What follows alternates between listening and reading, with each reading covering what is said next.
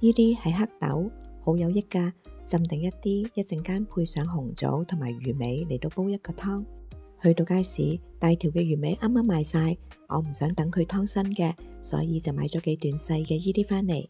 刮淨啲魚鱗，洗乾淨之後，用薑片起鑊，將佢兩邊煎香去。煎緊魚嘅時候，我喺旁邊嘅煲已經煲滾咗一啲水，先加入黑豆同埋紅棗煲佢一陣間。啲魚尾煎香咗之後，蘸上一啲燒酒，加幾殼湯入去，用大火嚟到滾佢一陣間。滾咗5分鐘，啲湯都變咗白色啦，我就將魚尾同埋啲湯擺埋入湯煲裏面，先用大火煲多佢5分鐘，然後移入燜燒煲，煲45分鐘。